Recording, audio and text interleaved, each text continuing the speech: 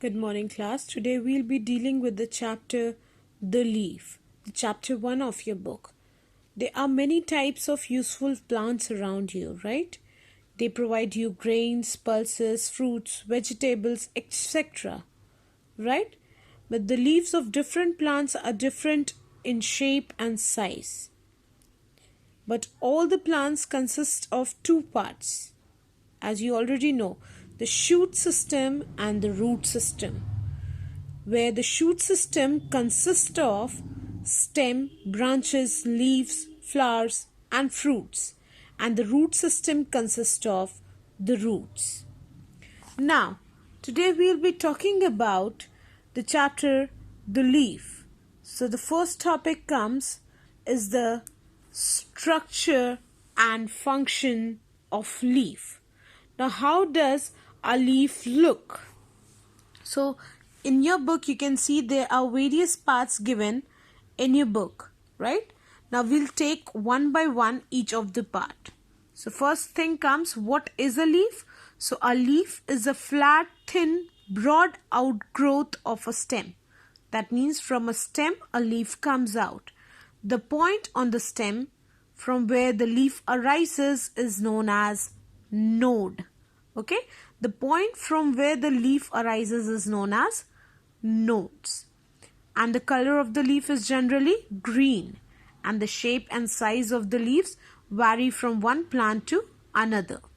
Okay, but the general structure of leaf is as follows. Okay, now first we'll take up the tip. Now tip is also known as the apex. It is the tip point, or it is the edge where the leaves meet. Okay, then we'll talk about lamina or leaf blade. Can you see this pink outlining? This is known as lamina or leaf blade. This is thin, flat, expanded part of leaf. This is mostly green in color, and the edge of the leaf blade is known as margin of the leaf. The edge of the leaf blade is known as margin of the leaf. Then, I have already told you the tip of the leaf is known as apex, or you can call it as leaf apex. Then we'll talk about leaf stalk or petiole. Can you see this portion? Petiole, also known as leaf stalk. It is a short cylindrical part of leaf from where the petiole attaches lamina to the stem. Petiole attaches the lamina. The lamina is what? I have already told you that it is the expanded part of leaf. It gets attached with the stem. Can you see the stem? From there, the lamina is being attached through petiole. Clear? The leaves do not have, generally leaves do not have a petiole. In some cases, leaves do not have petiole, and they directly arise from the leaf base. Okay, so the leaves that do not have petiole, right now you can see here there is petiole through which stem is getting attached with the leaf blade. So this is known as petiolate leaf. Okay, but in some leaves the petiole is not there, directly leaf is attached to the stem. Such leaves are known as sessile or epipetiolate leaves.